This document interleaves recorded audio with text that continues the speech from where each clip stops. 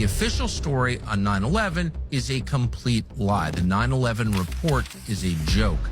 You have the CIA following two men all over the planet and then eventually even to America, right? And you don't tell the FBI. 9/11 Commission is a cover-up. What did happen? What did the government know? What did foreign governments know? There was a cover-up.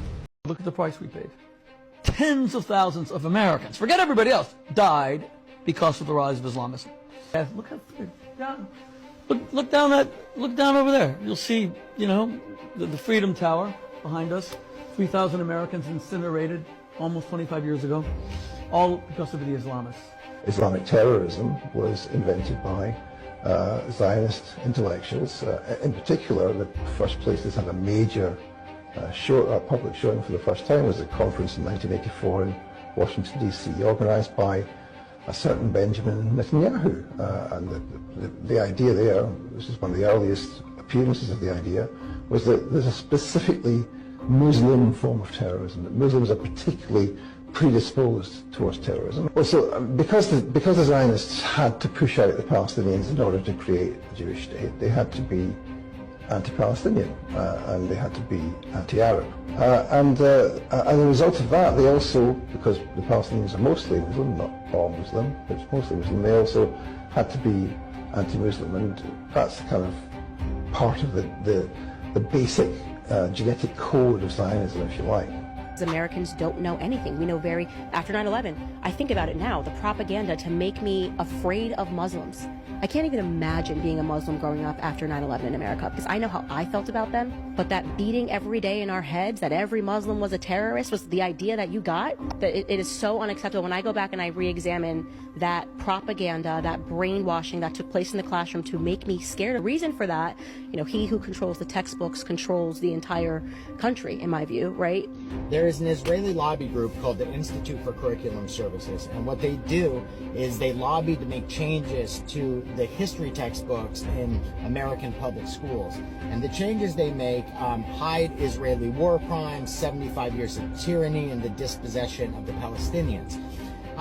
They also demonize Muslim, Arabs in general. Said there's weapons of mass destruction, and then they never found them, but in the process they killed 1 million Iraqi civilians, right?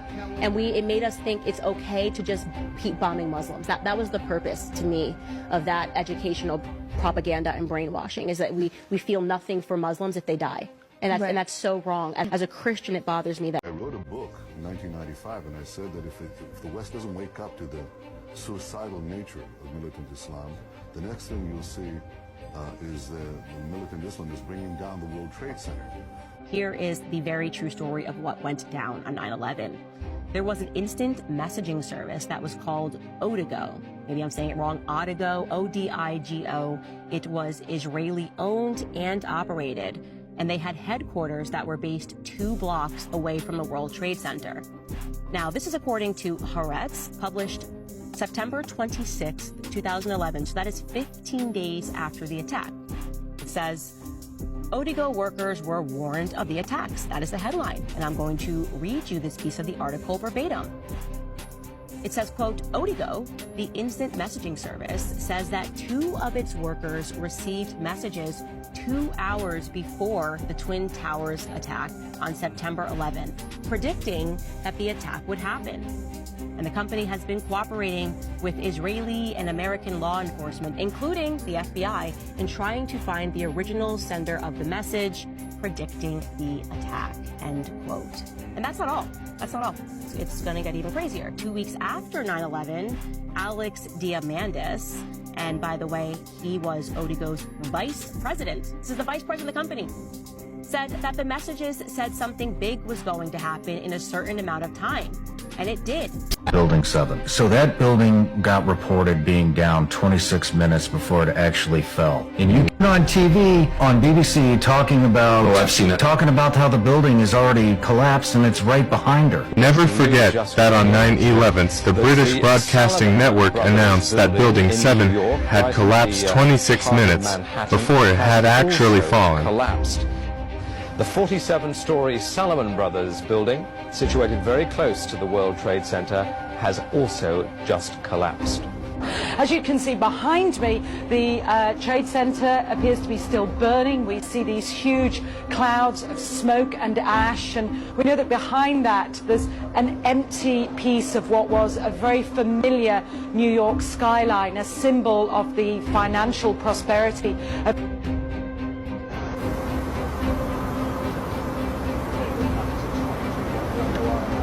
Building number 7. For the first 10 years, I did not think anything other than the official narrative. Then, after being shown a close-up video of building number 7 coming down, it's obvious to me that building 7 was a controlled demolition because the building collapses from the bottom down. They examined the dust and they found what they call thermitic material, which is like an explosive incendiary, which was in the dust samples, and that's documented. There were reports of the buildings were undergoing an extensive elevator renovation in the 2 or 3 years prior to.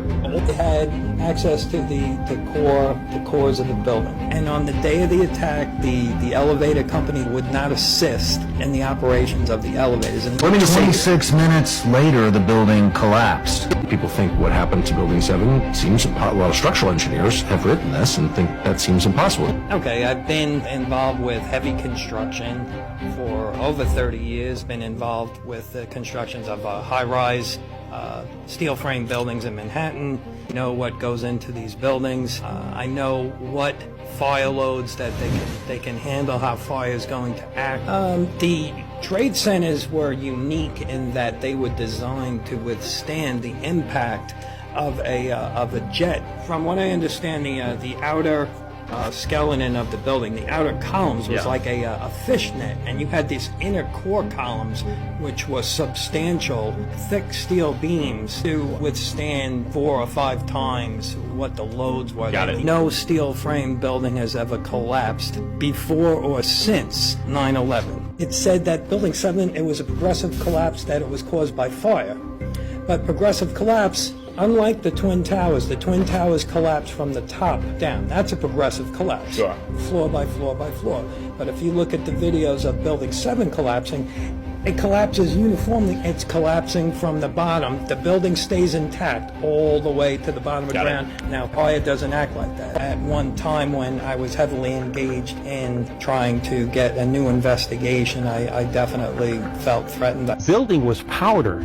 But amazingly, they found this passport that proved their narrative. So you realize how much we were lied to about 9/11, like in the presence of the Mossad that was there. That on the morning of 9/11, a lady looked out of her apartment in New Jersey, looking over, and saw 5 Middle Eastern-looking men filming it, high-fiving and cheering.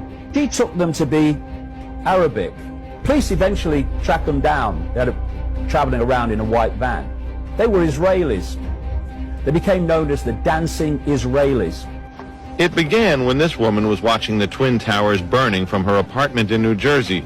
She noticed 3 men on top of a van, posing for pictures with the towers burning in the background. And I could see that they were like happy. You know, they didn't look shocked to me. You know, they didn't look shocked. A witness called police, who stopped the van hours later and arrested 5 men. All 5, it turns out, were Israeli. Sources tell ABC News, during a check of national security databases, some of the men were listed as having had connections with Israeli intelligence. It said they worked for a company called Urban Moving.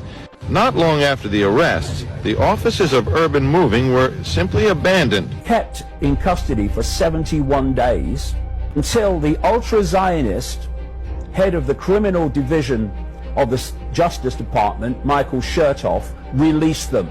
Same Michael Chertoff released the 200 arrested in the spy ring, 4 of which were known by the police to be Mossad agents, said that they were there to document the event. Asked this week about another sprawling investigation and the detention of 60 Israelis since September 11th, the Bush administration treated the questions like hot potatoes. I would just refer you to the Department of Justice with it. I'm not familiar with the report. Despite all of this, all the Israelis were let go.